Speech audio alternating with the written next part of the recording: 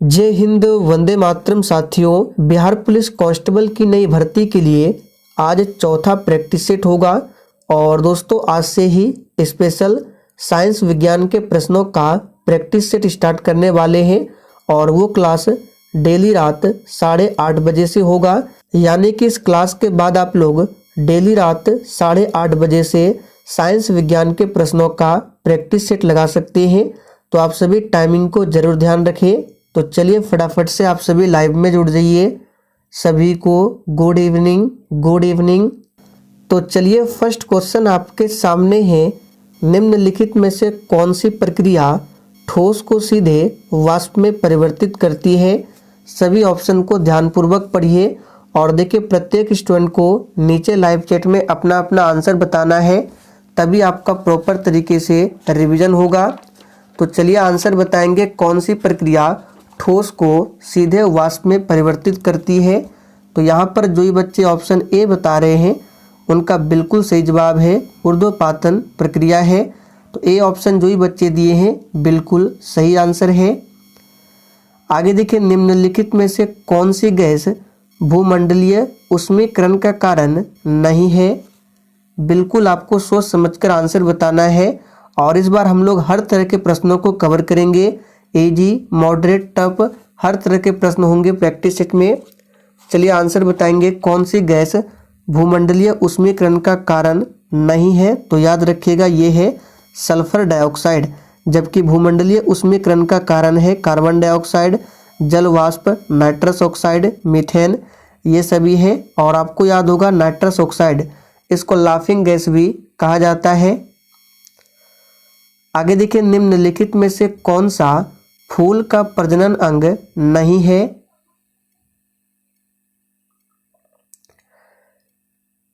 चलिए तीसरे प्रश्न के लिए आंसर बताएंगे। कौन सा फूल का प्रजनन अंग नहीं है? तो बहुत ही सिंपल प्रश्न है, बाह्य दल, ये फूल का प्रजनन अंग नहीं है।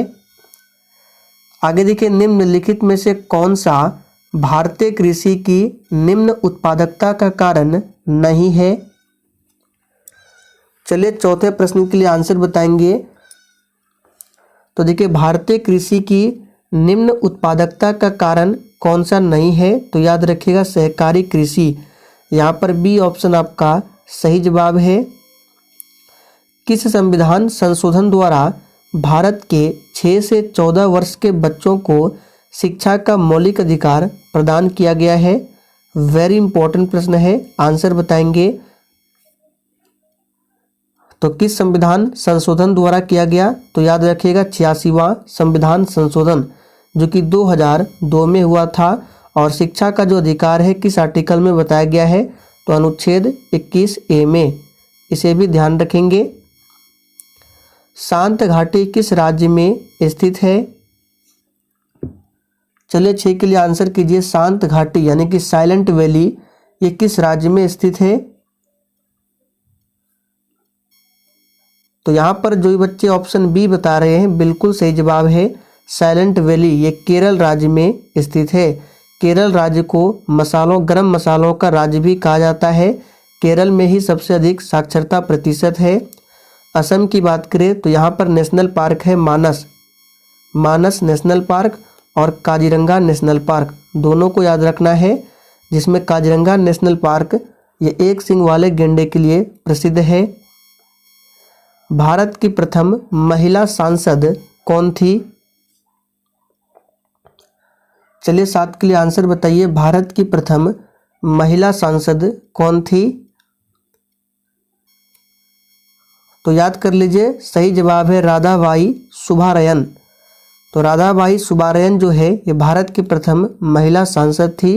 रजिया सुल्तान की बात करें तो पहली मुस्लिम शासिका। और सुचेता कृपलानी ये भारत के किसी भी राज्य की पहली महिला मुख्यमंत्री थी। अंतर्राष्ट्रीय श्रम संगठन का गठन कब हुआ था? अब देखिए, यहाँ से ये भी पूछा जाता है कि अंतर्राष्ट्रीय श्रम संगठन का जो गठन हुआ था किस संधि के तहत? तो इसे भी याद रखिएगा, वर्साय की संधि। वर्साय की संधि के तहत अंतर्राष्ट्रीय श्रम संगठन का गठन किया गया था। कब? तो 11 अप्रैल 1919 को। यहाँ पर सही जवाब है ए ऑप्शन। इसका हेड क्वार्टर कहाँ पर है? तो स्विट्जरलैंड के जिनेवा में है। विश्व पर्यावरण दिवस कब मनाया जाता है? सबसे आसान प्रश्न, आंसर बताइए। विश्व पर्यावरण दिवस कब मनाया जाता है? तो यहाँ पर इस प्रश्न का आंसर क्या होगा? तो जो ही बच्चे ऑप्शन ए बता रहे हैं बिल्कुल सही जवाब है। 5 जून को। 11 जुलाई को विश्व जनसंख्या दिवस मनाया जाता है। 21 जून को क्या मनाया जाता है? तो योग दिवस। कांचीपुरम का मंदिर किस शहर में अवस्थित है? चलिए 10 के लिए आंसर बताएंगे। कांचीपुरम का मंदिर किस शहर में अवस्थित है? तो बिल्कुल सही आंसर बता रहे हैं, ये है चेन्नई में। सी ऑप्शन आपका सही जवाब है, चेन्नई में है। और कांचीपुरम के मंदिर को किसने बनवाया था? तो पल्लव वंश के शासकों द्वारा बनवाया गया था, ध्यान रखेंगे। आगे देखिए, भारतीय संविधान के किस अनुसूची में शपथ ग्रहण का प्रावधान है? बिल्कुल 1 नंबर का प्रश्न है, फटाफट से आंसर कीजिए। और देखिए, आप सभी को डेली क्लास अटेंड करना है। तो भारतीय संविधान के किस अनुसूची में? तो चलिए सभी अनुसूची की बात करते हैं। तो अनुसूची 1 में क्या है? तो इसमें राज्य और केंद्र शासित प्रदेश का उल्लेख किया गया है अनुसूची 1 में। अब देखिए, अनुसूची 2 की बात करें तो इसमें क्या है? तो पदाधिकारियों के वेतन और भत्ते के बारे में बताया गया है अनुसूची 2 में। अनुसूची 3 में क्या है? तो पदाधिकारियों के शपथ, यानी कि पदाधिकारियों के शपथ के बारे में बताया गया है अनुसूची 3 में। तो सही जवाब है बी ऑप्शन। वर्तमान समय में संविधान में कितनी अनुसूचियां हैं? तो याद रखिएगा, पहले 8 और अभी वर्तमान में 12 अनुसूचियां हैं। भारत के संविधान में केंद्र और राज्यों के बीच किया गया शक्तियों का विभाजन इनमें से किसमें उल्लेखित योजना पर आधारित है? चलिए आंसर बताएंगे। तो देखिए, ये आधारित है भारत सरकार अधिनियम 1935 पर। यहाँ पर सी ऑप्शन आपका सही जवाब है। संविधान सभा के चुने गए पहले अस्थायी अध्यक्ष कौन थे? और देखिए, अगर आपको ये सेशन पसंद आ रहा है तो आप सभी सेशन को दिल से एक बार जरूर लाइक कर दें। तो सबसे पहले बात करते हैं संविधान सभा। तो इसका जो संविधान सभा की जो पहली बैठक होती है 9 दिसंबर 1946 को, और इसमें जो अध्यक्ष चुना गया था वो अस्थायी, यहाँ पे लिख देते हैं 9 दिसंबर 1946 को संविधान सभा की पहली बैठक होती है और उसमें अस्थायी अध्यक्ष के रूप में चुना गया था डॉक्टर सच्चिदानंद सिन्हा को।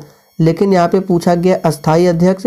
तो देखिए 11 दिसंबर 2 दिन बाद यानी 11 दिसंबर 1946 को संविधान सभा की दूसरी बैठक होती है और इसी में अस्थायी अध्यक्ष चुना गया था डॉक्टर राजेंद्र प्रसाद को। तो सही जवाब है ए ऑप्शन। पंडित जवाहरलाल नेहरू ने 13 दिसंबर 1946 को, जो कि तीसरी बैठक होती है संविधान सभा की, इसी में इन्होंने उद्देशिका यानी कि प्रस्तावना को प्रस्तुत किया था।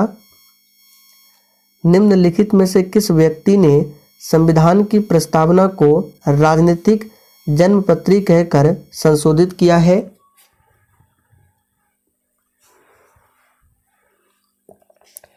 तो ये क्या है? के एम मुंशी ने। यहाँ पर सही जवाब है ए ऑप्शन, के एम मुंशी। निम्नलिखित में से किसे संविधान द्वारा मौलिक अधिकारों को लागू करने की शक्ति दी गई है? चलिए आंसर बताएंगे। निम्नलिखित में से किसे संविधान द्वारा मौलिक अधिकारों को लागू करने की शक्ति दी गई है? तो याद रखिएगा, सर्वोच्च न्यायालय और उच्च न्यायालय दोनों को। यहाँ पर सही जवाब है डी ऑप्शन। सर्वोच्च न्यायालय के वर्तमान में चीफ जस्टिस ऑफ इंडिया कौन है? तो डी वाई चंद्रचूड़, जो कि 50वें नंबर के हैं। मौलिक अधिकार की बात करें, अभी वर्तमान में 6 मौलिक अधिकार हैं। पहले कितने थे? तो पहले 7 मौलिक अधिकार थे। कौन सा हटाया गया है? तो संपत्ति का जो मौलिक अधिकार है अब उसे कानूनी अधिकार बना दिया गया है और इस तरह से अभी 6 मौलिक अधिकार है। मौलिक अधिकार को अमेरिका देश के संविधान से लिया गया है। भारतीय संविधान में राज्य के नीति निर्देशक तत्व को निम्न में से किस देश के संविधान से लिया गया है?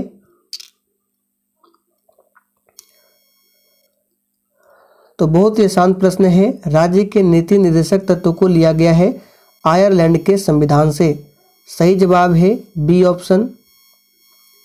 निम्नलिखित में किस समिति की संस्तुति पर भारतीय संविधान में मूल कर्तव्य शामिल किया गया था? देखिए, मौलिक कर्तव्य यानी कि मूल कर्तव्य की बात करें, वर्तमान में टोटल 11 मौलिक कर्तव्य है। मूल संविधान में मौलिक कर्तव्य नहीं थे, बाद में इसे जोड़ा गया है 42वां संविधान संशोधन 1976 के तहत में। और जब जोड़ा गया था तब 10 मौलिक कर्तव्य को ही जोड़ा गया था। जो 11वां मौलिक कर्तव्य है उसे जोड़ा गया था 86वां संविधान संशोधन 2002 में। और इस तरह से 11 मौलिक कर्तव्य है और इसे रूस देश के संविधान से लिया गया है। तो यहाँ पे आंसर क्या होगा? सरदार स्वर्ण सिंह समिति के सिफारिश पर मौलिक कर्तव्य को संविधान में ऐड किया गया था। बलवंत राय मेहता समिति ये पंचायती राज से संबंधित है। निम्नांकित में से कौन संसद के दोनों सदनों की संयुक्त बैठक की अध्यक्षता करता है? चलिए 20 के लिए आंसर बताइए। तो सबसे पहले आपको पता होना चाहिए संयुक्त बैठक का प्रावधान अनुच्छेद 108 में है। और संयुक्त बैठक को कौन बुलाता है? तो भारत के राष्ट्रपति। लेकिन अध्यक्षता कौन करता है? तो लोकसभा के अध्यक्ष। सही जवाब है बी ऑप्शन। भारतीय संविधान का अभिभावक कौन है? और देखिए, इस प्रैक्टिस सेट में आपके जितने भी प्रश्न सही होंगे आपको सेशन के लास्ट में कमेंट करके अपना अपना स्कोर जरूर बताना है। तो भारतीय संविधान का जो अभिभावक है यह है सर्वोच्च न्यायालय, सुप्रीम कोर्ट है। भारत सरकार ने पर्यावरण संरक्षण अधिनियम कब लागू किया था? चलिए 22 के लिए फटाफट से आंसर कीजिए।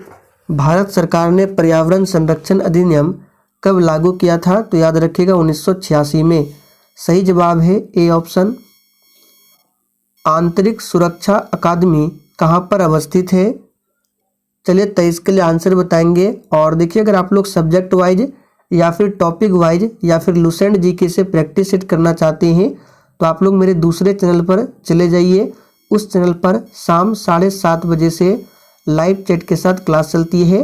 तो अगर आप लोग जीके जीएस को और मजबूत करना चाहते हैं तो इस क्लास को भी डेली देखें शाम 7:30 बजे की। तो आंतरिक सुरक्षा अकादमी कहाँ पर अवस्थित है? याद रखिएगा माउंट आबू, माउंट आबू पर स्थित है। नासिक पूछा जाता है किस नदी के किनारे बसा हुआ है? गोदावरी नदी के किनारे। हैदराबाद ये मूसी नदी के किनारे बसा हुआ है। और देखिए, मेरे दूसरे चैनल का लिंक जो है इसी वीडियो के नीचे डिस्क्रिप्शन बॉक्स में मिल जाएगा, आप लोग जाकर देख सकते हैं। प्रिंस ऑफ वेल्स कप किस खेल से संबंधित है?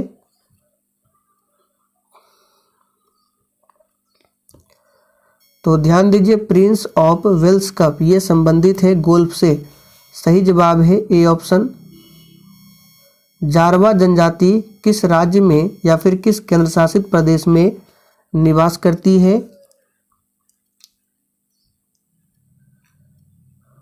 तो ये निवास करती है अंडमान निकोबार द्वीप समूह में। अंडमान निकोबार द्वीप समूह की राजधानी कहाँ है? पोर्ट ब्लेयर, जो कि साउथ अंडमान में स्थित है। लक्षद्वीप की राजधानी कहाँ है? कवरत्ती। अब देखिए, जैसे कि भारत का मैप है नीचे साइड का, तो अंडमान निकोबार कहाँ पर है? बंगाल की खाड़ी में यहाँ पर। और लक्षद्वीप यहाँ पर है अरब सागर में। और नीचे क्या है? हिंद महासागर है। पौधों के तना की, यहाँ पे तना होगा, परिधि में जो वृद्धि होती है निम्नलिखित में से किसके कारण होती है? देखिए, इस बार मध्य निषेध सिपाही में बायोलॉजी से कुछ इसी तरह के प्रश्न पूछे गए थे। तो यहाँ पर आंसर क्या हो जाएगा? पार्श्व विभज्योतक। बी ऑप्शन जो भी बच्चे दिए हैं बिल्कुल सही जवाब है। अथवा कैम्बियम भी इसको कहा जाता है, यहाँ पे लिख देते हैं कैम्बियम। ये क्या करती है? तो पौधे के जो तना की परिधि होती है उसमें वृद्धि करने में सहायक है पार्श्व विभज्योतक। निम्नलिखित में से नेत्र का कौन सा भाग नेत्र के विशिष्ट रंग के लिए उत्तरदायी होता है? देखिए, हमने आपको पहले भी बताया था इस प्रैक्टिस सेट में हर तरह के प्रश्नों को कवर करेंगे। तो यहाँ पर आंसर क्या हो जाएगा, परितारिका।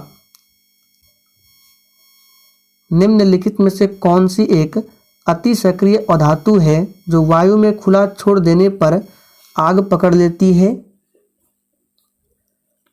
कौन से अधातु है आपको बताना है, धातु नहीं अधातु पूछा जा रहा है, जो वायु में खुला छोड़ देने पर आग पकड़ लेती है। तो याद रखिएगा ये है फास्फोरस। यहाँ पर सही जवाब है ए ऑप्शन। सोडियम की परमाणु संख्या क्या है, 11, इलेक्ट्रॉनिक विन्यास 2, 8 और 1 ध्यान रखेंगे। और देखिए ब्रोमीन एक ऐसा धातु है जो द्रव अवस्था लिक्विड फॉर्म में पाया जाता है, पूछा जाता है। और आपको बताना है कि कौन सा ऐसा धातु है जो द्रव अवस्था में मिलता है, ये तो धातु है। आग बुझाने वाले कर्मचारियों के परिधानों यानी कपड़ा जो होता है, कपड़े पर एक परत चढ़ी होती है जो उसे अग्निरोधक बनाती है। यह परत निम्नलिखित में किसकी होती है? इस तरह के प्रश्नों को ध्यान रखना है, एग्जाम में पूछा जाता है। तो यहाँ पर आंसर क्या हो जाएगा, याद रखिएगा सही जवाब है ऑप्शन ए। क्या होता है, मेलामाइन।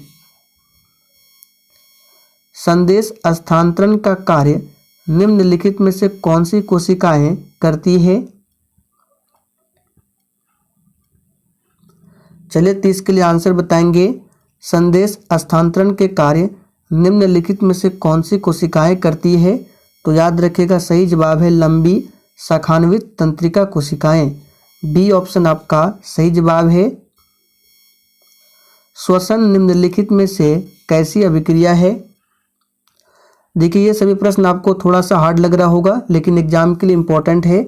जिस तरह से इस बार मध्य निषेध सिपाही में प्रश्न पूछा गया था, हो सकता है बिहार पुलिस में भी कुछ इसी तरह के प्रश्न पूछे। तो इस बार हम लोगों को हर तरह के प्रश्नों को कवर करना है।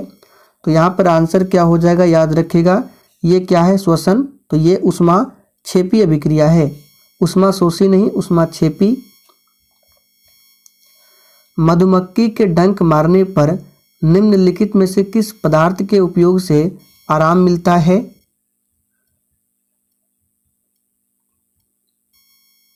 तो यहाँ पर आंसर क्या हो जाएगा, बेकिंग सोडा। याद रखिएगा मधुमक्खी जब डंक मारता है तो उसमें अगर आप लोग बेकिंग सोडा का उपयोग करेंगे तो उससे आराम मिलता है। सही जवाब है बेकिंग सोडा। सैंधव सभ्यता की ईंटों का अलंकरण किस स्थान से मिला है? तो ध्यान दीजिए सैंधव सभ्यता की ईंटों का जो अलंकरण है ये मिला है कहाँ से, तो कालीबंगा से। सही जवाब है ए ऑप्शन। कालीबंगा कहाँ पर है, राजस्थान में है।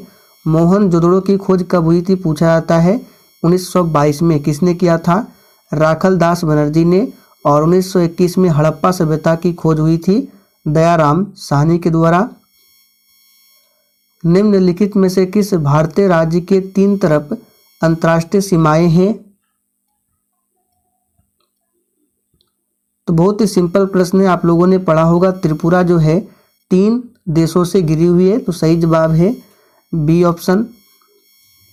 संविधान के किस अनुच्छेद के तहत राष्ट्रपति को संसद का संयुक्त अधिवेशन बुलाने का अधिकार है? तो देखिए थोड़ी देर पहले हमने आपको इस प्रश्न को बताया था, संयुक्त अधिवेशन के बारे में किस अनुच्छेद में बताया गया है। तो याद रखिएगा अनुच्छेद 108 में। कौन बुलाता है, राष्ट्रपति। अध्यक्षता कौन करता है, लोकसभा का अध्यक्ष। अब देखिए ऑप्शन डी में है 110। तो इसमें क्या बताया गया है, धन विधेयक के बारे में बताया गया है अनुच्छेद 110 में। निम्नलिखित में से कौन भारत के राष्ट्रपति के चुनाव में निर्वाचक मंडल के सदस्य नहीं होते हैं? चलिए 36 के लिए आंसर बताएंगे। और जिसने अभी तक सेशन को लाइक नहीं किया है फटाफट से आप सभी सेशन को लाइक करें।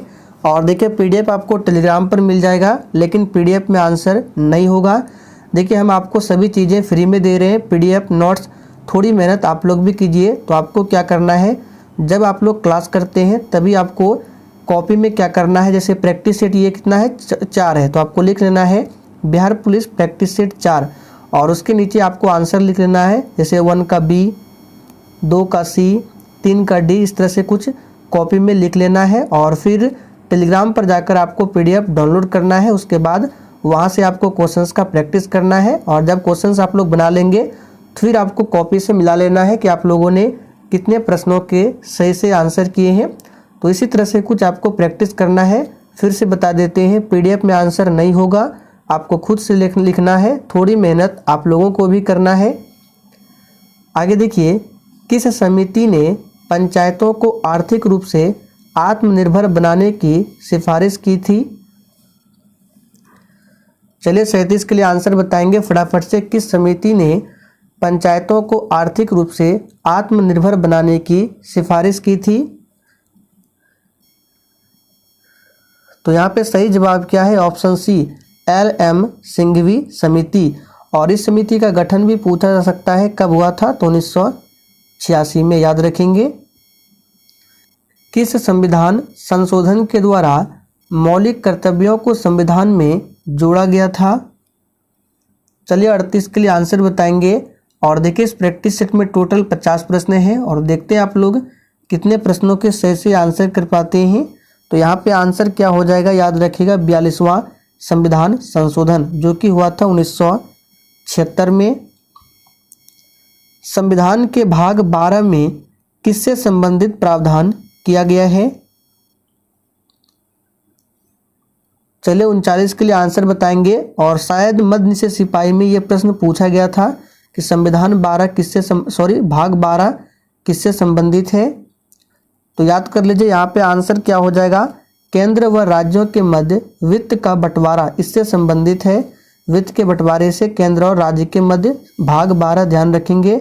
अभी वर्तमान में संविधान में टोटल कितने भाग है? तो 25 भाग है। संविधान का कौन सा अनुच्छेद संसद को विधि निर्माण की शक्ति प्रदान करता है? चलिए 40 के लिए आंसर बताएंगे फटाफट से। तो ये कौन सा अनुच्छेद है? याद रखिएगा अनुच्छेद 253। यहाँ पर डी ऑप्शन आपका सही जवाब है। आगे देखिए, तो देखिए आज के प्रैक्टिस सेट में 40 प्रश्न ही थे, हमने सोचा 50 प्रश्न होगा। तो आप लोग कमेंट करके बताइए आज के इस 40 प्रश्नों में आप लोगों ने कितने प्रश्नों के सही से आंसर किए। कल से हम लोग 50 प्रश्नों को ही कवर करेंगे। और देखिए अभी इस क्लास के बाद आपको 8:30 बजे साइंस के प्रश्नों का प्रैक्टिस सेट जरूर करना है। तो चलिए आज के लिए इतना ही, तब तक के लिए जय हिंद।